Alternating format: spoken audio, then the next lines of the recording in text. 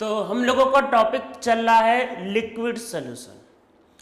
तो एक लेक्चर हो चुका है जिसमें हम लोगों ने कंसंट्रेशन टर्म के बारे में समझा, जहाँ पे हम लोगों ने समझा व्हाट इज सॉल्युबिलिटी, सॉल्युबिलिटी क्या होता है, और solubility of solid and liquid in and solid and gas in liquid. ठीक है, तो हमने ये सॉल्युबिलिटी के बारे में किया।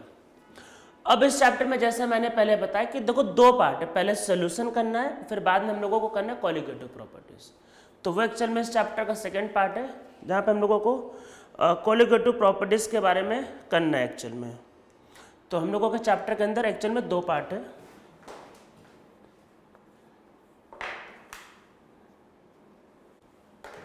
तो अब हम लोग इस लेक्चर में समझते हैं एक टर्म वेपर प्रेशर, कि भाई ये वेपर प्रेशर क्या होता है। तो बहुत बार ये टर्म पहले भी आया है, मतलब बहुत बार आया है पहले। मैंने हर बार ये बोला कि थोड़ा सा कई बार बताया है कई बैचेस में, और मैंने हर बार ये बोला है कि आगे समझेंगे आगे समझेंगे।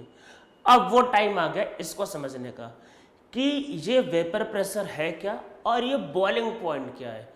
तो अब हम लोगों को वो समझने मतलब इसको समझने का टाइम आ चुका है कि वेपर प्रेशर क्या है।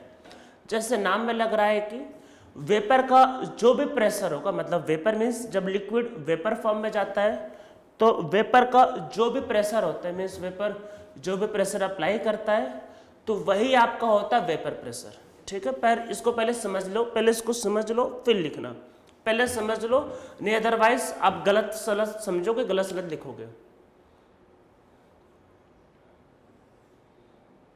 एक कंटेनर लेते हैं, इसके अंदर मान लेते हैं कुछ पानी भर दिया हमने।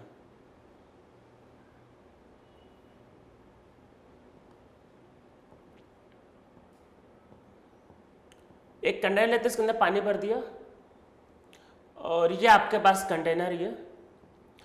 अब देखो है क्या कि बाहर का टेम्परेचर हमने मेंटेन किया, कुछ भी मान लो 60 डिग्री 70 डिग्री बाहर का टेम्परेचर हमने मेंटेन किया। तो क्या होगा, ये जो वेपर है एक्चुअल में आप समझ लो कि ये मतलब ये जो लिक्विड है वेपर फॉर्म में जाना कन्वर्ट हो जाएगा। आप बोलोगे नहीं सर बॉइलिंग पॉइंट तो 100 डिग्री होता है। अरे बेटा बॉइलिंग पॉइंट 100 डिग्री तब होता है जब बाहर का प्रेशर 1 atm है। तो ये बाहर की दुनिया, ये इसका प्रेशर जब 1 atm होगा तब ऐसा होगा। हम अंदर मान के चल रहे, अंदर कुछ नहीं प्रेजेंट है, अंदर ये अज्यूम करके चल रहे कि कोई गैस प्रेजेंट नहीं है। ठीक है, ये बात ध्यान रखना है, ये बात ध्यान रखना, अंदर कोई गैस प्रेजेंट नहीं, ये मान के चल रहे। ठीक है, तो बाहर का प्रेशर 1 atm है। हम लोग बॉइलिंग, देखो बॉइलिंग पॉइंट जो होता है वो प्रेशर पे डिपेंड करता है, जो हम लोग अभी समझेंगे थोड़ी देर बाद आएगा। वो बाहर की बात है, अंदर कुछ नहीं है, कोई गैस नहीं है। ठीक है, तो हमारा तो हमने बाहर का टेम्परेचर मेंटेन किया, कुछ भी 60 डिग्री 70 डिग्री। ठीक है, तो जो लिक्विड होगा वो वेपर फॉर्म में जाना मतलब लिक्विड वेपर फॉर्म में जाना स्टार्ट होगा। तो वेपर क्या होगा, बढ़ेगा। ठीक, वेपर बढ़ेगा। और आपने जब घर पे कोई चीज़ कभी पकाया होगा तो उसको भाई जब ढक के रखते हो तो देखोगे ना, अरे मान लो कुछ भी चीज़ आपने कुछ पका रहे उसको ढक के रखा, आप जब उसको कवर को निकालते हो तो आपको देखो वाटर के ड्रॉपलेट दिखाई देते हैं। मतलब क्या है कि देखो ये जो लिक्विड जो है ये वेपर फॉर्म में जाएगा, जब इससे टकराएगा तो कंडेंस भी तो होगा ये। अरे जब टकराएगा तो कंडेंस भी तो होगा। तो देखो होगा क्या, स्टार्टिंग में कोई वेपर नहीं है तो लिक्विड क्या होगा, वेपर फॉर्म में कन्वर्ट होता रहेगा। ठीक है, पर जब वेपर ज़्यादा हो जाएगा तो कंडेंसेशन भी स्टार्ट हो जाएगा। एकदम सही बात है, पर अभी भी वेपर बनने का रेट, मतलब रेट ऑफ इवोपरेशन ज़्यादा होगा, मतलब इवोपरेशन ज़्यादा होगा मीन्स वेपर बनने का रेट अभी भी क्या होगा, ज़्यादा होगा। ठीक है, पर कंडेंसेशन क्या होगा, स्टार्ट हो जाएगा धीरे धीरे। अब क्योंकि इवोपरेशन का रेट ज़्यादा है तो धीरे धीरे वेपर बढ़ता जाएगा। जब वेपर बढ़ेगा तो कंडेंसेशन भी बढ़ेगा, तो धीरे धीरे क्या होगा कि कंडेंसेशन का रेट बढ़ता जाएगा। और क्योंकि वेपर आपका कंडेंस हो रहा है तो धीरे धीरे मतलब वेपर का अमाउंट भी थोड़ा सा कम होने लगेगा। कुछ देर बाद मीन्स आपने इसको छोड़ दिया, मान लो थोड़ी देर 10 मिनट 15 मिनट के लिए इसको छोड़ दिया, आपको फिर क्या दिखाई देगा कि यहाँ पे वेपर कांस्टेंट हो गए। वेपर कांस्टेंट होने का मतलब ये हुआ कि अब जिस रेट से वेपर बन रहा है उसी रेट से कंडेंस हो रहा है। देखो स्टार्टिंग में क्या हो रहा है कि इवोपरेशन ज़्यादा हो रहा है, तो अगर इवोपरेशन ज़्यादा हो रहा है तो मतलब क्या होगा, ज़्यादा वेपर बनेगा। स्टार्टिंग में इवोपरेशन ज़्यादा हो रहा है तो वेपर बढ़ता जा रहा है और कंडेंसेशन कम होता जा रहा है। पर धीरे धीरे क्या होगा, जैसे जैसे वेपर बढ़ेगा तो जैसे जैसे वेपर बढ़ेगा तो कंडेंसेशन का रेट भी बढ़ता जाएगा, और थोड़ी देर बाद हम क्या देखते हैं कि जिस रेट से वाटर इवापोरेट होता है उसी रेट से कंडेंस होता है। तो जिस रेट से इवापोरेट होगा उसी रेट से कंडेंस होगा। तो आपको क्या लगेगा कि इसमें जो प्रेशर है, अंदर का जो भी प्रेशर है वो कांस्टेंट हो गया। अरे प्रेशर का मतलब गैस मॉलिक्यूल पता होगा ना, वॉल पे जब टकराते हैं तो प्रेशर लगाते हैं। तो जब वेपर कांस्टेंट हो गया तो आपको लगेगा कि प्रेशर क्या हो गया, मतलब जब वेपर कांस्टेंट हो गया तो आपको लगेगा जो उनका जो प्रेशर वो कांस्टेंट हो गया। तो उस समय मतलब जब प्रेशर कांस्टेंट हो गया उस समय वेपर जो प्रेशर लगाता है वो कहलाता है वेपर प्रेशर। ऐसा नहीं कि हमने चालू किया और वेपर ने प्रेशर लगाया तो बोलते वेपर प्रेशर, भाई ये नहीं होता है। जिस समय rate of evaporation rate of condensation के इक्वल हो जाता है, जिस समय अंदर का प्रेशर कांस्टेंट हो जाता है, उस समय जो आपका प्रेशर होता है वो कहलाता है वेपर प्रेशर। ठीक है, तो इसमें नीचे लिखते हैं, इसमें लिखो पहले वेपर प्रेशर का डेफिनेशन लिखते हैं, फिर मैं नीचे कहानी लिखवा देता हूँ। तो इसमें नीचे लिखो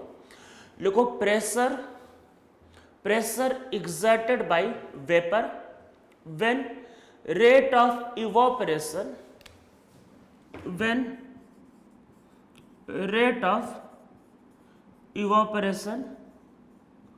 becomes equal to rate of condensation is known as vapor pressure। क्या? हाँ, यही डेफिनेशन होता है। इसके अलावा कुछ इधर उधर लिखा आपको कोई मार्क्स नहीं देगा, यही लिखना होता है। टीचर उम्मीद करता है कि आप जब बोलो वेपर प्रेशर तो ये टर्म मेंशन करो कि इवापोरेशन और कंडेंसेशन का रेट सेम है। तो क्या होता है, pressure exerted by vapour when rate of evaporation becomes equal to the rate of condensation is known as vapour pressure. तो इसको बोलते हैं हम लोग वेपर प्रेशर। ठीक है, ये होता है। इसमें नीचे लिखो in beginning rate of evaporation is high and rate of condensation is low. With time rate of condensation increases and after certain time rate of evaporation becomes equal to rate of condensation. At that time amount of vapor becomes constant. At that time pressure exerted by vapor is known as vapor pressure। तो उसको vapour pressure बोलते हैं, बात ध्यान रखना है। ठीक है, तो वेपर प्रेशर क्या होगा समझ में आ गया होगा। तो जिस समय क्या होता है आपका मतलब दोनों चीजें सेम हो जाती है तो वो कहलाता है आपका वेपर प्रेशर। तो देखो इसके लिए एक चीज समझते हैं कि अगर आप सपोज करते हो जैसे मतलब कि अगर आप क्या बात करो, मतलब रेट की बात करो, इधर तक चल मैं टाइम की बात करते हैं। मतलब देखो ऐसा होता है कि ये मैं बताना चाह रहा हूं कि जो रेट ऑफ इवापोरेशन होता है वो कांस्टेंट होता है। अगर टेम्परेचर चेंज नहीं हुआ तो इवापोरेशन का रेट चेंज नहीं हो सकता। बट क्योंकि शुरू में मॉलिक्यूल थे नहीं वेपर के तो कंडेंसेशन नहीं होगा, पर कंडेंसेशन बढ़ता जाएगा, एक टाइम बाद दोनों वैल्यू सेम हो जाएगी। तो ये क्या है, this is rate of condensation. अब इसके बाद ये दोनों क्या है सेम हो जाएंगे। तो इसके बाद मतलब कि इसके बाद मतलब ये यहां तो इक्विलिब्रियम आ गया, तो यहां पे इक्विलिब्रियम आ गया। इक्विलिब्रियम मतलब कि दोनों रेट सेम हो गया। अब इसके बाद जो भी आपका जो भी प्रेशर होगा वो कहलाएगा वेपर प्रेशर। ठीक, ऐसा होता है ये। तो ये ध्यान रखना कि कंडेंसेशन का अमाउंट बढ़ता जाता है और जब दोनों सेम हो जाएगा तो वो इवापोरेशन कहलाता है, मतलब तब वो कहलाता है वेपर प्रेशर। तो वेपर प्रेशर क्या होता है आपका, वही कि pressure exerted by the vapour जब rate of evaporation and condensation same होते हैं। ठीक, आपको यहां तक समझ में आ गया होगा। अब इसको समझते हैं बॉइलिंग पॉइंट को।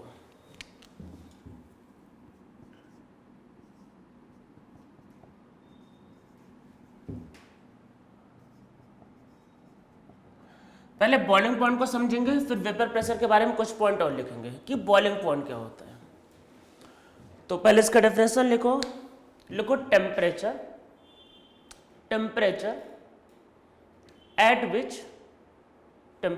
Eight which vapour pressure of liquid, vapour pressure of liquid becomes equal to the atmospheric pressure is known as boiling point।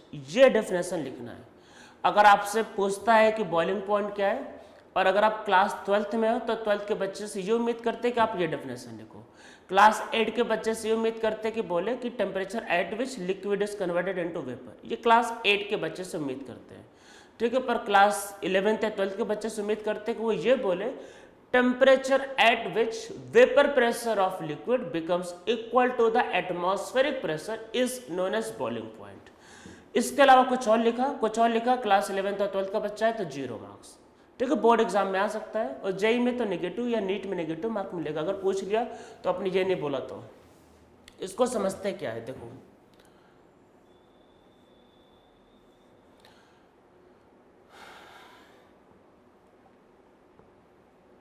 ये एक लिक्विड है, यहां से हमने हीट या टेम्परेचर को मेंटेन किया। देखो बाहर एयर है, एयर कितना लगाता है 1 atm का प्रेशर, ठीक है 1 atm मान, और अंदर कोई गैस नहीं थी पहले से माना हुआ है। आपने हीट किया 50 डिग्री 60 डिग्री, वेपर बढ़ेगा पर कुछ देर बाद कांस्टेंट हो जाता है। भाई कुछ देर बाद तो कंडेंस होने लगता है, कांस्टेंट हो जाता है। टेम्परेचर बढ़ाएंगे वेपर, मतलब टेम्परेचर देखो बढ़ाओगे। पहले वाले केस में ध्यान रखा टेम्परेचर चेंज नहीं किया, अब टेम्परेचर को चेंज करें। पहले वाले केस में अगर देखो मतलब ऐसा है कि अगर टेम्परेचर कांस्टेंट है, अगर कांस्टेंट टेम्परेचर है तो फिर पहले इवापोरेशन होगा, फिर कंडेंसेशन होता है, कुछ देर बाद इक्विलिब्रियम आ जाता है, ठीक है। अब हम लोग यहाँ पे टेम्परेचर कांस्टेंट नहीं करें, टेम्परेचर बढ़ा रहे हैं। अगर टेम्परेचर बढ़ाओगे तो भाई ऑब्वियस है ना कि ज़्यादा से ज़्यादा लिक्विड वेपर फॉर्म में जाएगा, तो टेम्परेचर बढ़ाएंगे तो ज़्यादा से ज़्यादा लिक्विड क्या होगा वेपर फॉर्म में आएगा, ठीक है। बाहर का प्रेशर 1 atm, अंदर वेपर कम है तो मान लेते हैं प्रेशर अभी 0.5 atm, ठीक है। अरे वेपर कम है, अभी आपने हीट किया तो और वेपर बना, मान लेते हैं 0.8 atm आ गया, ठीक है। हीट करते करते हम लोग 100 डिग्री पे पहुंच गए। 100 डिग्री पे 100 डिग्री पे क्या होगा कि अंदर जो वेपर होता है वो भी प्रेशर लगाता है 1 atm, और बाहर का प्रेशर भी कितना होता है 1 atm। तो यही होता है बॉइलिंग पॉइंट। क्यों? अभी क्या बैलेंस है। अगर आप 100 के आगे चले जाओ 0.100 और लिख दो 0.0001, हल्का सा भी बढ़ा दो, हल्का सा भी, तो अंदर का प्रेशर ज़्यादा हो जाएगा और ये ओपन हो जाएगा और ये लिक्विड उड़ जाएगा। समझ में आया? देखो 100 डिग्री पे क्या है, बाहर का और अंदर का चीज़ें बैलेंस है, ठीक है। तो यही बॉइलिंग पॉइंट होता है जिसमें बाहर का प्रेशर और अंदर का प्रेशर सेम होगा। आप इसे थोड़ा सा बढ़ा, तो थोड़ा सा मतलब 0.0001 इतना भी बढ़ाओगे, अंदर का प्रेशर ज़्यादा होगा, ओपन होगा, उड़ जाएगा, ठीक है। तो इसीलिए इसको बोलते हैं कि बॉइलिंग पॉइंट क्या होता है, प्रेशर मतलब temperature at which this become equal to this, मतलब vapour pressure becomes equal to the atmospheric pressure, ठीक है। ये होता है, ठीक है। ये आपका होता है बॉइलिंग पॉइंट। ये आपको समझ में आ गया होगा। तो बॉइलिंग पॉइंट क्या होता है, किसके इक्वल होता है, ठीक है। तो हम लोग पहले ये समझते हैं कि आपका वेपर प्रेशर किस पे डिपेंड करता है, और फिर बॉइलिंग पॉइंट और वेपर प्रेशर में रिलेशन क्या होते हैं। तो इसमें नीचे लिखो, तो लिखो सम इम्पॉर्टेंट पॉइंट, कुछ इंपॉर्टेंट पॉइंट लिखते हैं, ठीक है। पहला पॉइंट लिखते हैं। तो पहला ये क्वेश्चन आता है कि जो वेपर प्रेशर होता है किस पर डिपेंड करता है। तो वेपर प्रेशर टेम्परेचर पर डिपेंड करता है। टेम्परेचर ज़्यादा होगा तो ऑब्वियसली वेपर प्रेशर ज़्यादा होगा। तो इसमें पहला पॉइंट लिखो vapour pressure depends on temperature. As temperature increases vapour pressure increases, ठीक है। As temperature increases vapour pressure increase करता है, ठीक है, उस पर डिपेंड करता है। दूसरा अमाउंट ऑफ लिक्विड पे, तो उसका आंसर है नो, लिक्विड के अमाउंट पे नहीं डिपेंड करता। अच्छा आप ये बताओ, बचपन से कभी ये बताया है कि बॉइलिंग पॉइंट ऑफ वाटर क्या होता है, 100 डिग्री होता है? कभी बोला है कि 10 ml के लिए होता है, 20 ml के लिए होता है, 100 ml के लिए होता है? कभी बोला ही है? या 10 लीटर के लिए होता है? अरे भाई 1 ml पानी लो, 1 बूंद पानी लो, या 10 लीटर लो, पूरा टंकी भर के ले लो, 100 लीटर ले लो, बॉयल कितने पे करेगा? 100 डिग्री पे करेगा। अगर 100 डिग्री पे बॉयल करेगा तो बॉयल कब करता है? जब उसका वेपर प्रेशर एटमॉस्फेरिक इक्वल होता है। तो मतलब 100 डिग्री पे कितना भी पानी लो, उसका वेपर प्रेशर कितना होगा? 1 atm। अरे बाहर का प्रेशर 1 एटीएम होता है, तो 100 डिग्री पे कितना भी पानी लो उसका वेपर प्रेशर कितना होगा, 1 एटीएम। इसका मतलब कि वेपर प्रेशर लिक्विड के अमाउंट पे डिपेंड नहीं करता। ये बात ध्यान रखना है। आपको मन में फीलिंग आएगा कि नहीं करना चाहिए अमाउंट पे, नहीं करता है। वेपर प्रेशर उसका इंटेंसिव प्रॉपर्टी लिक्विड के अमाउंट पे डिपेंड नहीं करता है। ये बात ध्यान रखना है। इसमें सेकंड पॉइंट लिखो vapour pressure does not depend on amount of liquid taken. Vapor pressure is intensive property of liquid. ये बात ध्यान रखना, लिक्विड के अमाउंट पे डिपेंड नहीं करता है, बहुत बहुत इंपॉर्टेंट है, ठीक है। लिक्विड के अमाउंट पे डिपेंड नहीं करता। आप एक बूंद पानी लो या एक टंकी भर के लो, उससे मतलब नहीं है, ठीक है। बॉयल कितने पे करेगा, 100 डिग्री पे करेगा। पर जो इवोपरेशन का रेट होता है, मतलब समझ लो या तो अमाउंट ऑफ इवोपरेशन, एक्चुअल में मतलब हम जो बोलेंगे इवापोरेशन और कंडेंसेशन, एक्चुअल में वो क्या होता है, अमाउंट पे डिपेंड करता है कि जब ज़्यादा लिक्विड लोगे तो ज़्यादा वेपर बनेगा, ठीक है। कम लिक्विड लोगे तो कम वेपर बनेगा। पर आपका होता क्या है, वेपर प्रेशर दोनों का किसका इक्विलिब्रियम, किसका, वेपर प्रेशर का, मतलब इवापोरेशन का और कंडेंसेशन के, चलो वो चीज़ें सेम हो जाती है। पर इसमें नीचे लिखो but amount of liquid but amount of vapor depends on amount of liquid taken. If more liquid is taken then more vapor will fall, ठीक है। तो ध्यान रखना है कि वो लिक्विड के अमाउंट पे डिपेंड करता है एक्चुअल में, ठीक है, ऐसा होता है। और पर ये ऐसा होता है कि अगर ज़्यादा लिक्विड लेंगे तो ज़्यादा वेपर आपके पास बनेगा ये, ठीक है। तो इन बातों का ध्यान रखना एक्चुअल में, ठीक है, ऐसा होता है, ठीक है। यहाँ तक तो देखो आपको समझ में आ गया होगा। तो ये वेपर प्रेशर के बारे में। अब इसमें एक चीज़ समझते हैं कि कंटेनर के बारे में। अच्छा, कभी आपको ये बताया है लिक्विड का कि जो कंटेनर होगा कि वो भाई मतलब चौड़ा लोगे तो पानी जल्दी बॉईल करेगा, लंबा लोगे तो लेट से करेगा, ऐसा कभी होता है? अरे बॉईल तो 100 डिग्री पे करता है। तो जो वेपर प्रेशर होता है वो जो भी वेसल लेते हैं उस या कंटेनर, उसके शेप पे, उसके डिज़ाइन पे या उसके स्ट्रक्चर पे डिपेंड नहीं करता, ठीक है। बात ध्यान रखना है। हाँ, आपका जो बॉइलिंग मतलब कि जो मतलब आपका इवोपरेशन होगा वो डिपेंड कर सकता है। पतला लोगे तो लिक्विड कम बॉईल करेगा, मतलब चौड़ा लोगे तो ज़्यादा करेगा, पर वो चीज़ें डिपेंड नहीं करती, आपका वेपर प्रेशर डिपेंड नहीं करता। तो एक चीज़ और नीचे इसमें लिख लो कि देखो vapour pressure does not depend upon design of vessel in which liquid is taken और शेप ऑफ कंटेनर तो कंटेनर के वो शेप पे भी डिपेंड नहीं करता है, ठीक है। बात को ध्यान रखना, वेपर प्रेशर इन चीज़ों पर डिपेंड नहीं करता। हाँ, आपको वेपराइजेशन का रेट डिपेंड भले कर जाए, तो इसमें नीचे एक चीज लिखो but rate of evaporation depend upon design of vessel और shape of container. But evaporation का रेट डिपेंड करेगा, भाई चौड़ा लोगे तो ज़्यादा पानी उड़ेगा और पतला लोगे तो कम करेगा, पर वेपर प्रेशर ऐसा नहीं करता, ठीक है। तो वेपर प्रेशर अगर आप पूछो तो किस पे डिपेंड करेगा, टेम्परेचर पे। अच्छा, वेपर प्रेशर क्या लिक्विड के, मतलब लिक्विड तो छोड़ो, क्या कंटेनर के वॉल्यूम पे डिपेंड करेगा? छोटा कंटेनर लो, बड़ा कंटेनर लो, क्या डिपेंड करेगा? नहीं। अरे भाई आप खुद सोचो, जब आपको पानी का बचपन से पढ़ा है बॉइलिंग पॉइंट 100 डिग्री होता है, तो मतलब कि 100 डिग्री पे वो 1 एटीएम होता है। आपको कभी बोला है कितना पानी लेना है, कैसे कंटेनर में लेना है, कितना उसका साइज लेना है? कुछ बोला है? नहीं बोला ना ये। तो वॉल्यूम ऑफ कंटेनर पे भी डिपेंड नहीं करेगा। तो एक चीज़ और लिखो vapour pressure does not depend upon volume of container का वॉल्यूम से भी कोई लेना देना नहीं है, ठीक है। बातों को ध्यान रखना है। तो मतलब मेनली किस पे डिपेंड करता है? टेम्परेचर पे, ठीक है। पर एक फैक्टर जिसमें डिपेंड करेगा वो लिक्विड के नेचर पे। देखो एक बात समझो, अगर लिक्विड में स्ट्रॉन्ग इंटरमोलिकुलर फोर्स में, जैसे हाइड्रोजन बॉन्डिंग, तो अगर हाइड्रोजन बॉन्डिंग है तो लिक्विड की बॉन्डिंग स्ट्रॉन्ग है, तो लिक्विड वेपर में नहीं जाएगा, तो उसका वेपर प्रेशर कम होगा। लिक्विड मान लो बॉन्डिंग नहीं है, हीट के तुरंत उड़ जाएगा। तो मतलब वो डिपेंड एक चीज करेगा, नेचर ऑफ लिक्विड पर डिपेंड करेगा। अगर लिक्विड में स्ट्रॉन्ग इंटरमॉलिक्यूलर फोर्स है तो फिर वो वेपर में नहीं जाएगा, और अगर वेपर में नहीं जाएगा तो उसका वेपर प्रेशर कम होगा। ठीक है, तो इसमें नीचे एक पॉइंट और लिख लो, लिखो vapour pressure depends on nature of liquid taken, liquid with strong intermolecular force have low vapour pressure. ठीक है, जिसमें स्ट्रॉन्ग इंटरमॉलिक्यूलर फोर्स होता है उसमें क्या होता है, लो वेपर प्रेशर। ठीक है, तो इसमें नीचे लिखो as intermolecular force in liquid increases vapour pressure decreases. ठीक है, तो उसमें हम लोग क्या बोल सकते हैं कि जो आपका वेपर प्रेशर जो होता है, वेपर प्रेशर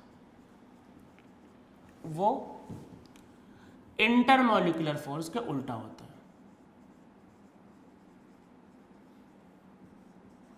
कि भाई इंटरमॉलिक्यूलर फोर्स ज्यादा है, अरे इंटरमॉलिक्यूलर फोर्स ज्यादा है तो वेपर नहीं बन पाएगा, जब वेपर ही नहीं बनेगा तो वेपर प्रेशर कम होगा।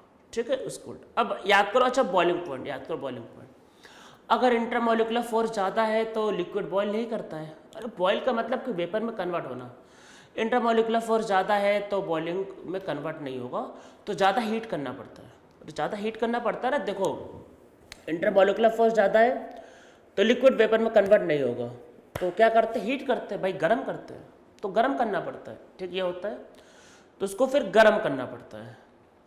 ठीक, ऐसा होता है। इसका मतलब ये होता है कि जब आपका इंटरमॉलिक्यूलर फोर्स ज़्यादा होता है तो बॉइलिंग पॉइंट ज़्यादा होता है, मतलब बॉइलिंग पॉइंट का मतलब कि वो टेम्परेचर जिसमें बॉईल करेगा तो ज़्यादा गर्म करना पड़ता है। तो इसका मतलब ये होता है कि जो बॉइलिंग पॉइंट जो होता है वो क्या होता है, इंटरमॉलिक्यूलर फोर्स के प्रोपोर्शनल होता है।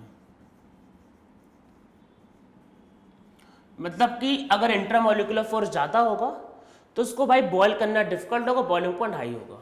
ठीक है, इन दोनों से ये बात तो अब समझ में आ ही रहा होगा कि जो बॉइलिंग पॉइंट जो होता है वो वेपर प्रेशर के उल्टा होता है। मतलब कि जिस लिक्विड का वेपर प्रेशर ज्यादा होगा उसका बॉइलिंग पॉइंट कम होगा। पहले इसको लिख लो ये रिलेशन। अब इसको हम लोग पहले समझ लेते हैं, फिर आगे कुछ एग्जांपल्स करते हैं। समझो, पहले समझो। देखो बॉइलिंग पॉइंट क्या है, बॉइलिंग पॉइंट है वो टेम्परेचर जिस समय वेपर प्रेशर एटमॉस्फेरिक प्रेशर के इक्वल हो जाए। ठीक है, यही आपको है। अब पहले समझ लो इसको। देखो बाहर का प्रेशर तो 1 atm फिक्स है, वो कोई नहीं बदल रहा। ठीक है, एटमॉस्फेरिक प्रेशर तो कोई नहीं बदल रहा। ठीक है, अगर मान लो लिक्विड का, सपोज करो कि लिक्विड वोलाटाइल है। देखो वोलाटाइल का मतलब नीचे लिख लो, नीचे लिखो वोलाटाइल। अरे वोलाटाइल बोलते हैं ना उड़न सील, अरे वोलाटाइल जो इजीली उड़ जाएगा। अरे कई बार मार्केट के लिए बोलते हैं ना, जैसे मान लो कि कोई चीज जल्दी उड़ गया, मान लो मार्केट, अरे मार्केट मतलब कि शेयर मार्केट। ठीक है, जहां पे ट्रेडिंग होती है, कि आज शेयर मार्केट उड़ गया, वोलाटाइल था। ठीक है, वोलाटाइल मतलब जो उड़ जाता है। तो इसमें नीचे लिखो वोलाटाइल का मतलब कि विच इज इजिली कन्वर्ट, मतलब लिखो वोलाटाइल लिक्विड, वोलाटाइल लिक्विड लिखो, volatile liquid which is easily converted into vapour form. तो जो इजिली वेपर फॉर्म में कन्वर्ट हो जाता है वो कहलाता है वोलाटाइल। ठीक है, मतलब कि जिसका बॉइलिंग पॉइंट कम होता है। तो देखो होता क्या है, अब समझो कि जो इजिली वेपर फॉर्म में कन्वर्ट हो जाएगा, तो वेपर फॉर्म में कन्वर्ट हो गया। मान लो एक लिक्विड है 50 डिग्री पे ही 1 atm का प्रेशर बना लेता है। ठीक है, मतलब कि उसका वेपर प्रेशर हाई है, मतलब कि 50 डिग्री पे ही क्या है कि आराम से 50 डिग्री पे उसने ज्यादा वेपर बना लिया, वेपर प्रेशर हो गया। तो 50 डिग्री पे बॉईल कर गया। एक लिक्विड था उसमें इंटरमॉलिक्यूलर फोर्स ज्यादा थे, इंटरमॉलिक्यूलर फोर्स ज्यादा थे तो वेपर में नहीं गया, तो आपको ज़्यादा हीट करना पड़ा। ठीक है, जब ज़्यादा हीट, मतलब देखो एक ऐसे समझो, एक लिक्विड था उसमें इंटरमॉलिक्यूलर फोर्स ज़्यादा था, इंटरमॉलिक्यूलर फोर्स ज़्यादा था तो वेपर में नहीं गया, तो वेपर में नहीं गया तो वेपर प्रेशर क्या था, कम। आपने उसको हीट किया, तो मतलब बॉयल करने के लिए क्या है कि आपको हीट करना पड़ा। जब उसको हीट करोगे तब जाकर वेपर प्रेशर बढ़ेगा। ठीक है, तो देखो मतलब यहाँ पे क्या होगा कि वेपर प्रेशर बढ़ाने के लिए आपको हीट करना पड़ा, ठीक है। तो मतलब बॉइलिंग पॉइंट क्या होगा, आपको बढ़ाना, मतलब बॉइलिंग पॉइंट आपको अचीव करने के लिए टेम्परेचर बढ़ाना पड़ेगा।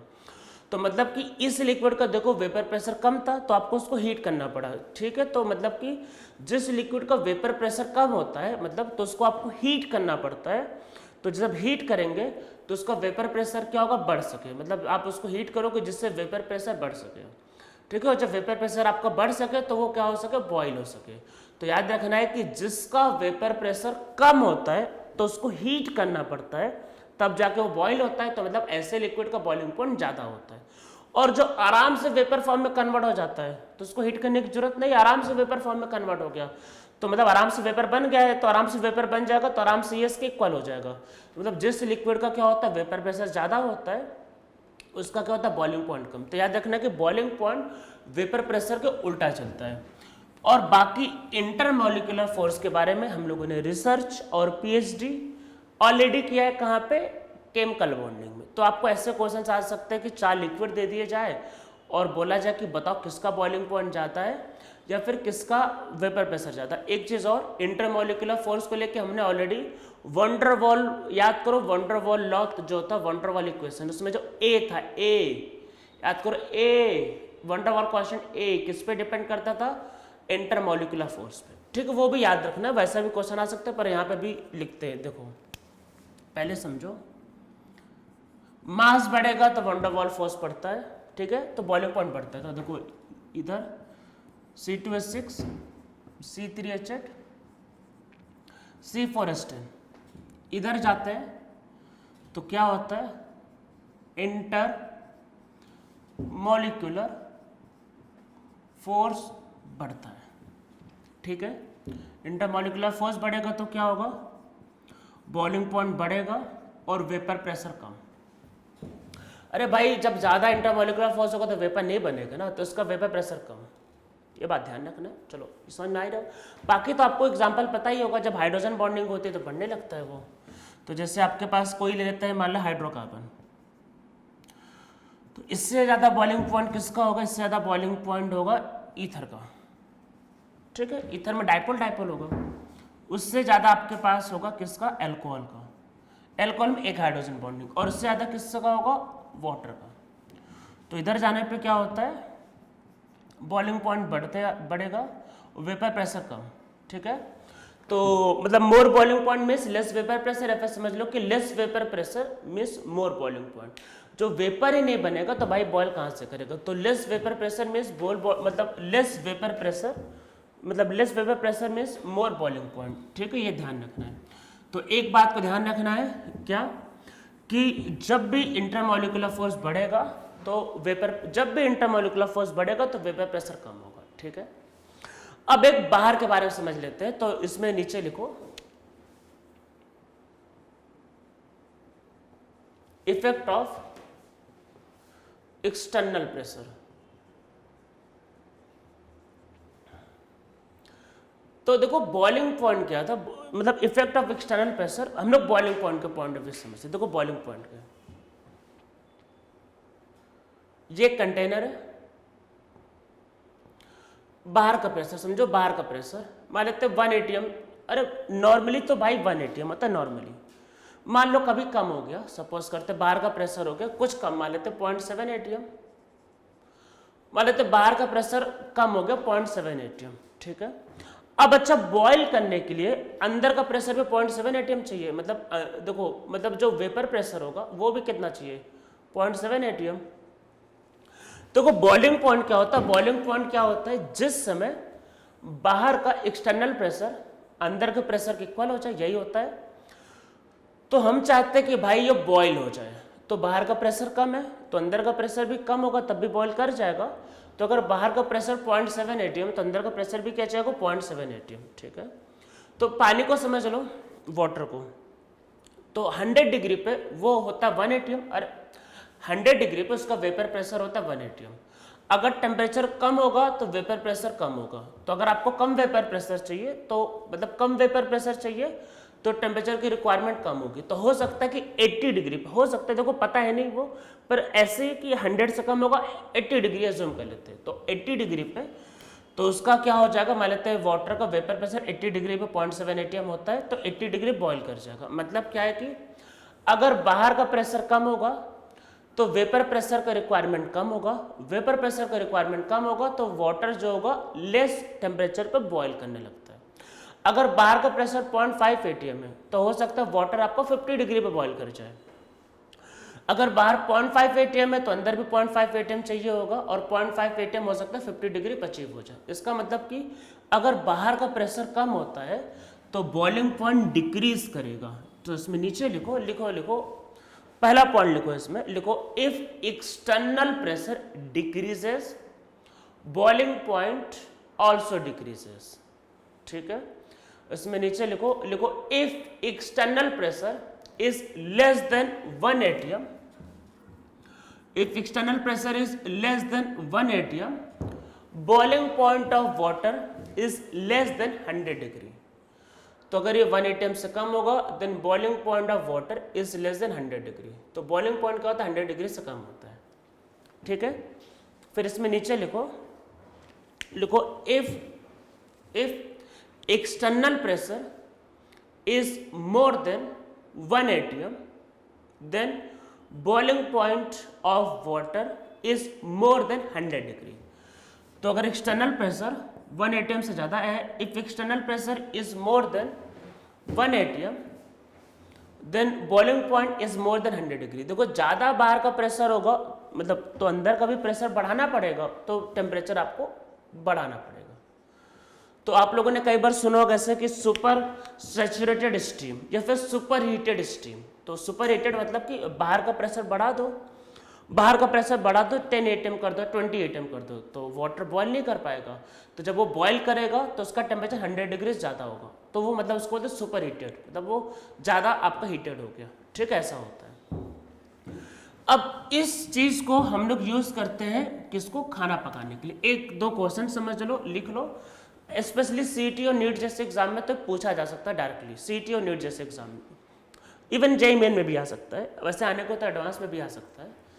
देखो समझो, एक क्वेश्चन होता है कि अगर हम लोग मान लेते हैं कि खाना पका रहे, ऐसा सिंपल खाना पका रहे अर्थ पे, अरे ग्राउंड सरफेस पर खाना पकाते हैं माउंट एवरेस्ट पे। माउंट एवरेस्ट पे क्या खाना पकाने, अरे मान लो जो माउंट एवरेस्ट पे चढ़ा वो सोचते हैं ऊपर जाके खाना भी पकाते हैं। तो क्वेश्चन ये कि खाना माउंट एवरेस्ट पे जल्दी पकेगा कि लेट पकेगा, ये होता है। तो याद रखना है कि माउंट एवरेस्ट पे क्या होता है, खाना क्या होगा, लेट पकेगा। क्यों? अच्छा ये बताओ, एक नॉर्मल पॉइंट ऑफ व्यू से, एक होता है घर पे एक बीकर है जिसका नाम है प्रेशर कुकर। तो प्रेशर कुकर में खाना जल्दी पकता है कि लेट पकता है? तो आप बोलोगे सर प्रेशर कुकर में खाना जल्दी पकता है। आपको कोई डाउट है? खाना पका कर चेक कर लेना। प्रेशर कुकर में आप बोलोगे सर खाना बहुत जल्दी पकता है। अच्छा आपने ये भी कई बार देखा होगा कि एक कोई भी चीज़, मिल्क को बॉईल करते हैं, मान लेते हैं मिल्क को, वाटर को, अगर ओपन है तो बॉईल होने में टाइम लगता है, और उसको अगर ढक दोगे तो वो क्या होता है, फास्ट। मान लो मिल्क बॉईल कर तो ओपन में है, लेट बॉईल करेगा, और ढक दोगे तो जल्दी बॉईल करेगा, यही होगा। तो देखो ढकने पे क्या होता है, देखो ढकने पे तो मेटल का मास ही है, तो मेटल का मास है, और साथ में बाहर का प्रेशर 1 atm। तो अब अगर कोई चीज़ बॉईल होने वाला है तो उसको देखो डबल मेहनत करनी है। एक तो मेटल को भी हटाना है, और ऊपर से वो क्या है कि बाहर का प्रेशर 1 atm को भी हटाना है। तो मतलब उसको बॉईल होने में क्या है कि ज़्यादा मेहनत करनी होगी। तो होता क्या है, जब आप हीट करते हो, देखो अगर कोई चीज़ लिक्विड से वेपर फॉर्म में कन्वर्ट हो गया तो हीट एक्चुअल में वेस्ट हो गया। देखो होता है, आपने हीट किया तो लिक्विड से वेपर चला गया तो हीट वेस्ट हो गया। अब देखो जब आप इसको ढक देते हो तो होता क्या है कि मिल्क जो वेपर फॉर्म में जाता है तो वो यहीं पे घूमता रहता है, तो मतलब हीट वहीं पे यूज़ होती रहती है। तो यूज़ होती रहती है तो मिल्क क्या होता है, जल्दी बॉईल कर जाता है। जैसे आपने इसको ढक दिया, मतलब ढक दिया तो मिल्क क्या है कि वेपर फॉर्म में जाएगा, फिर कंडेंस भी होगा, तो वही हीट यहाँ पे घूमता भी रहता है, तो वो क्या होगा, जल्दी बॉईल कर जाता है। आपने इसको ओपन कर दिया तो बना उड़ गया। तो मतलब कि हीट जो स्टीम के फॉर्म में जो हीट जो यूज हो रही थी वो नहीं हो पाई, स्टीम तो उड़ गया। तो आपको बस नीचे से हीट देना पड़ा है, मतलब नीचे से हीट देना पड़ा है, तो उसको बॉयल होने में टाइम लगेगा। मतलब ढकने से क्या होता है, आप जब ढक देते हो तो ढकने से क्या होता है, वो स्टीम भी यूज होता रहता है और वो जल्दी बॉयल करता है, ऐसा होता है। मीन्स अगर आपने इसको ढका मीन्स प्रेशर बढ़ाया, ढकने का मतलब आपने इसको बंद किया मीन्स प्रेशर बढ़ाया, तो ये क्या होता है, जल्दी बॉईल करता है। प्रेशर कुकर में भी यही सेम कॉन्सेप्ट है। मतलब ये ध्यान रखना, अगर कोई चीज़ स्टीम फॉर्म में बन गया और वो उड़ गया तो फिर वो क्या होगा, आपका यूजफुल नहीं होता है। प्रेशर कुकर में क्या होता है, आपने उसको ढक दिया, मतलब हाई प्रेशर क्रिएट किया, तो अंदर जो स्टीम बनता है वो उसी को खाने को पकाता रहता है। तो जब खाने को पकाता रहेगा तो खाना जल्दी पकेगा। पर आप क्योंकि गैस को ऑन किया हो तो लगातार स्टीम बढ़ता रहेगा, मतलब क्योंकि गैस ऑन है, ध्यान रखना, तो लगातार हीट बढ़ रही है तो स्टीम बढ़ता रहेगा। जब बहुत ज़्यादा स्टीम हो जाएगा तो वो मतलब कि सीटी, पता होता है कि कुकर की सीटी बजती है और फिर स्टीम रिलीज हो जाता है। अगर सीटी नहीं बची, मान लो अगर सीटी नहीं बची, तो क्योंकि वेपर का अमाउंट लगातार बढ़ता जा रहा है और सीटी नहीं बजी तो 100% 5 मिनट बाद वो एक्सप्लोड कर जाएगा और वो बम का काम करता है। प्रेशर कुकर यूज़ करना बहुत बहुत डेंजरस होता है। मतलब मैंने तो मतलब मेरे घर पे तो नहीं हुआ, पर मेरे पड़ोस में हो चुका है ये चीज़, मुझे पता है ये चीज़, आप लोगों को भी शायद आप पता होगा। तो प्रेशर कुकर यूज़ करना बहुत रिस्की भी होता है कई बार, मतलब इसीलिए जो घर में जो लेडीज़ होते हैं जब भी खाना पकाते हैं तो उसको एक बार जाके जरूर चेक करते हैं कि सीटी मतलब स्टीम बनना है कि नहीं बनना है, या फिर कोई दिक्कत तो नहीं हो रही हो। अगर बाई चांस ऐसा हो गया, 5-10 मिनट आपने ऑन किया और सीटी नहीं बजी, मतलब हो जाता है कभी सीटी फंस जाती है ना, फंस गया भाई मशीन ही फंस गया, नहीं बची, आपने ध्यान नहीं दिया, वो एक्सप्लोड कर जाएगा और वो ऐसा टुकड़े टुकड़े होगा कि पूरा किचन डिस्ट्रॉय हो जाएगा। हो सकता है अगर वहाँ पे कोई हो तो उसकी मौत भी हो जाए, मतलब ऐसा हो सकता है। ये फैक्ट मैं बता रहा हूँ, वो बम मतलब बहुत हाई प्रेशर क्रिएट हो गया। तो इसलिए जब भी उसको यूज़ करते हैं उसको ध्यान देना होता है। तो होता है कि आपने उसको बंद किया है, अंदर का स्टीम घूमता रहेगा, अरे भाई खाने को स्टीम का जो हीट होगा खाने को ट्रांसफर होगा, खाना जल्दी पक जाएगा। पर जब बहुत ज़्यादा हीट मतलब स्टीम रिलीज होता है तो बाहर भी निकल जाता है। तो इसलिए प्रेशर कुकर में क्या होता है, खाना जल्दी पक जाता है। अगर आपसे लेमैन के तरीके से पूछे तो याद रखना कि जब भी बाहर का प्रेशर मतलब एक्सटर्नल प्रेशर डिक्रीज करोगे तो मतलब देखो बाहर का प्रेशर अगर ज़्यादा होगा तो वो उसको दबा के रखेगा तो स्टीम का हीट यूज होता रहेगा।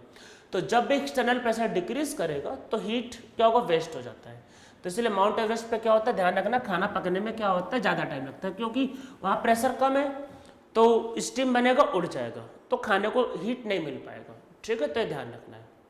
तो जब भी प्रेशर बढ़ाते हैं तो बॉइलिंग पॉइंट बढ़ता है, इस बात को ध्यान रखना है। ठीक है, तो ये तो होगा वेपर प्रेशर के बारे में कुछ बेसिक चीज़ें। अब हम लोग इसमें आगे करते हैं।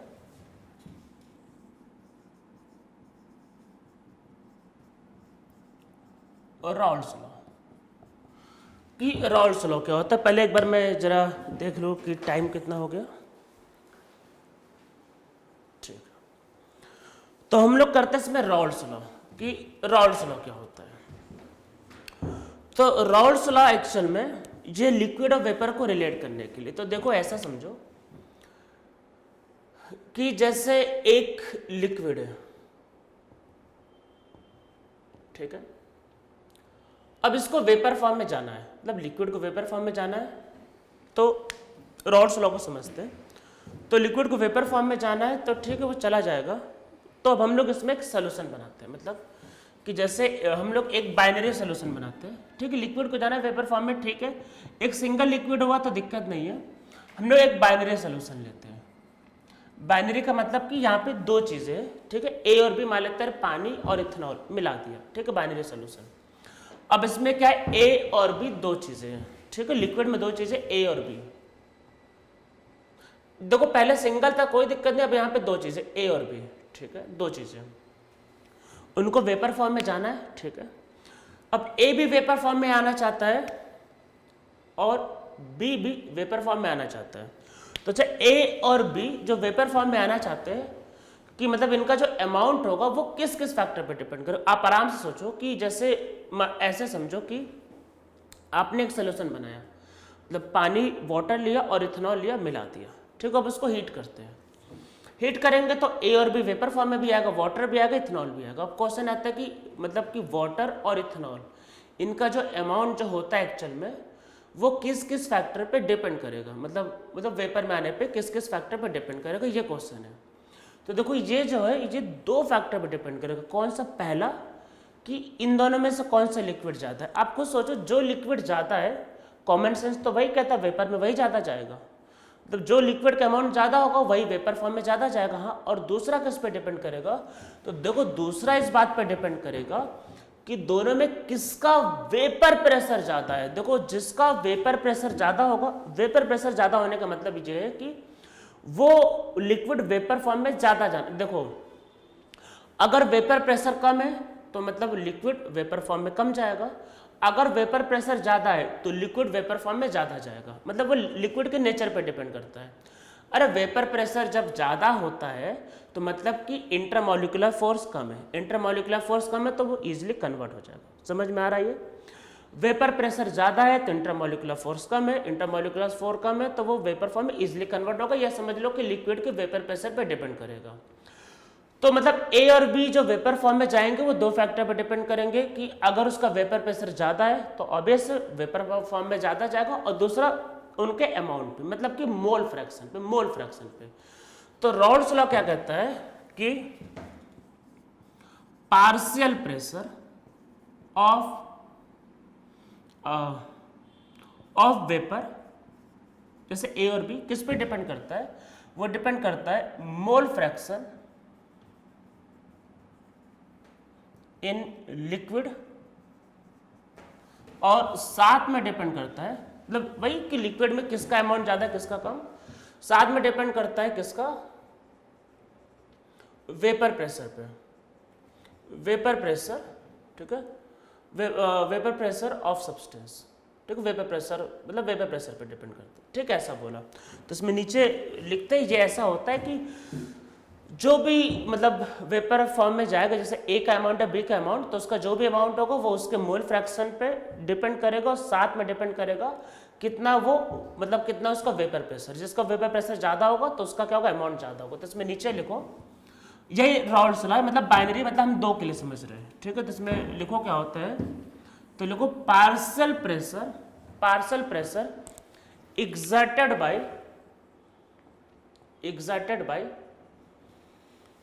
exerted by vapor depends upon amount of liquid taken, that is mole fraction in liquid form, and vapor pressure exerted by substance, ठीक है। और किस पे डिपेंड करता है, वेपर प्रेशर जो एक्सर्ट करता है, ठीक है।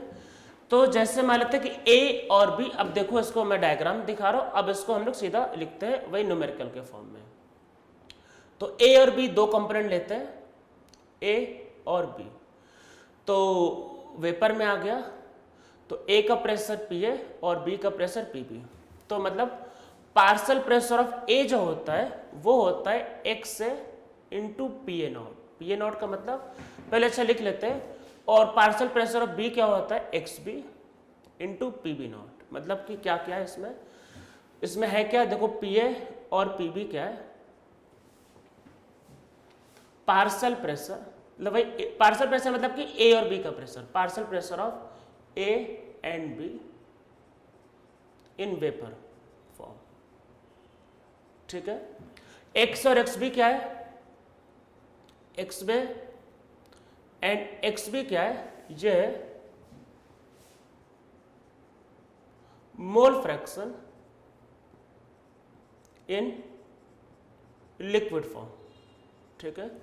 पी ए नॉट और पी बी नॉट ये क्या है, पी ए नॉट क्या है, vapour pressure of pure A. अगर आप सिर्फ एक लिक्विड में सिर्फ अगर मतलब ए लो तो ए का जो वेपर प्रेशर होगा वो आपका होगा पी ए नॉट, सिर्फ प्योर ए लेना है, ध्यान रखना। और ये ध्यान रखना टेम्परेचर चेंज नहीं हो रहा है, टेम्परेचर को चेंज नहीं करवाना है भाई। और पी बी नॉट क्या है, vapour pressure of pure B, ठीक है, ये होता है। अच्छा, अगर आपको इस पूरे वेपर का टोटल प्रेशर की बात करें तो मतलब कि जो टोटल प्रेशर जो होगा जिसको हम पीटी बोल सकते हैं, पी वो क्या होगा, ए और बी का प्रेशर मिला के होगा, तो वो क्या होता है, पी टोटल क्या होता है, X A P A not plus X B P B not, ठीक है। यही आपके पास होता है, यही आपका होता है रॉल्स लॉ, ठीक है। ऊपर ए का प्रेशर है और फिर बी का प्रेशर है, और यही आपका होता है इसमें रॉल्स लॉ, ठीक है, समझ में आपको आ रहा होगा। तो ए का पार्शियल प्रेशर, बी का पार्शियल प्रेशर और दोनों को मिला दोगे तो आपके पास क्या आ जाएगा टोटल प्रेशर, और वो आपके पास क्या होगा एक्स से P A not plus X B P B not. ठीक है, एक्स से और एक्स बी ध्यान रखना लिक्विड का मोल फ्रैक्शन है। ठीक है, अब हम लोग इसमें देखो दोबारा आते हैं। जैसे ही पार्शियल प्रेशर आया, जैसे पार्शियल प्रेशर आया आपके दिमाग में तुरंत स्ट्राइक किया होगा डाल्टन्स लॉ। अरे गैसेस स्टेट वाला डाल्टन्स लॉ भाई, डाल्टन्स लॉ ही तो था जिसने पहली बार पार्शियल प्रेशर बोला था। आपके दिमाग में तुरंत आया होगा सर पार्शियल प्रेशर, हाँ हाँ हाँ डाल्टन्स ने भी बताया था, पर डाल्टन के लिए लिक्विड नहीं था, वेपर था। तो ऐसा समझते हैं कि मतलब वाई ए और वाई बी, देखो मतलब लिक्विड के लिए वाई ए और वाई बी, मतलब ऐसा करते हैं लिक्विड के फॉर्म में मोल फ्रैक्शन लेते हैं वाई ए और वाई बी, और मतलब वेपर के फॉर्म में लेते हैं, वेपर के फॉर्म में मोल फ्रैक्शन लेते हैं वाई ए और वाई बी, लिक्विड के फॉर्म में एक्स और एक्स बी। तो वाई ए और वाई बी लेते हैं क्या, ये है mole fraction of A and B in vapour form, ये वेपर फॉर्म है। तो हम लोग यहां पे करते हैं डाल्टन्स लॉ। तो डाल्टन्स लॉ क्या होता है, डाल्टन्स लॉ था पार्शियल प्रेशर जो होता है वो होता है मोल फ्रैक्शन। देखो डाल्टन्स लॉ सिर्फ गैस के लिए, तो अब लिक्विड को भूल जाओ, थोड़ी देर के लिए लिक्विड मान लो है ही नहीं। ठीक है, तो पार्शियल प्रेशर क्या होता है mole fraction into total pressure. तो मतलब यहां पे क्या होगा, पी ए जो होगा वो होगा Y A into P total, और पी बी जो होगा वो होगा Y B into P total. P total means total pressure. ठीक है, और अभी थोड़ी देर पहले हमने लिखा था पी टी क्या होता है, भाई एक्स से P A not plus X B P B not भी होता है। ठीक है, हो गया, इसको लिख लो। ये वाई ए वाई बी क्या है, वेपर प्रेशर है, मोल फ्रैक्शन है वेपर फॉर्म का। ठीक है, अब इसमें नीचे लिखो relation between Rawls law, relation between Rawls law and Dalton's law. तो इसमें ये वाई ए वाई बी इसने ये बताया, और रॉल्स ने क्या बताया, भाई पी ए जो होता है वो होता है एक्स से पी ए नॉट होता है, और पी बी क्या होता है X B P B not होता है। ठीक है, ये होता है पी ए नॉट और पी बी नॉट क्या है, vapour pressure of pure A and B और पी टोटल। ठीक है, ये है डाल्टन्स लॉ, ये दोनों में रिलेशन करना, और ये रॉल्स लॉ। दोनों को इक्वेट कर दो तो x से पी ए नॉट होता है Y B P T. Equation 1 ले लेते हैं। अरे ये सब इक्वेशन सब याद रखने, सारे याद रखने। ठीक है, सारे के सारे याद रखने। एक्स बी सबका यूज पड़ता है, P B not Y B into P total. ठीक है, साथ में ये आपको पता ही होगा मोल फ्रैक्शन का सम एक्स ए प्लस एक्स बी का सम हमेशा 1 होगा, वाई ए प्लस वाई बी का सम भी हमेशा 1 होगा। ठीक है, तो हम लोग एक चीज कर लेते हैं, क्या मतलब देखो यहां से ऐसा हो सकता है कि जो एक्स ए हो वो हो जाए Y B by P A not, sorry X A जो हो जाए, ये क्या लिख दिया, ये वाई ए होगा, वाई ए। ठीक है, वाई ए, ठीक है, ये वाई ए होगा, वाई से वाई मतलब ए से ए बी को, तो एक्स ए क्या होगा Y A P total upon क्या हो जाएगा पी ए नॉट, और इससे क्या हो जाएगा एक्स बी जो हो जाएगा, तो ये हो जाएगा Y B P total upon P A not P B not, by B में पी बी नॉट। एक्स रख दो, एक्स भी रख दो, दोनों को रख दो। ठीक है, तो रख देंगे तो क्या आएगा Y A P total by P A not plus Y B P total by P B not equal to 1, या इसको ऐसा याद कर सकते हो वाई ए बाई पी, मतलब आपको एक्चुअल में सारे के सारे मतलब चीज़ें याद रखनी, सब याद रखना है, सब याद रखना है, मीन सब, कोई डेरिवेशन नहीं है, पर आप मतलब ये डेरिवेशन नहीं है, आप समझो कि ये इसका फॉर्मूला डेराइव किया है। एक्चुअल में रॉल्स लॉ का फॉर्मूला याद रखना है, डाल्टन्स लॉ का फॉर्मूला याद रखना है, लास्ट वाला भी ये है, सब याद रखना है, सबका सब याद रखना है। ठीक है, तो ये हमारा हो गया रॉल्स लॉ और डाल्टन्स लॉ। अब हम लोग इस पे बेस न्यूमेरिकल नेक्स्ट टर्न पे करेंगे, और नेक्स्ट टर्न पे ये भी समझेंगे कि क्या होता है ideal and non ideal solution.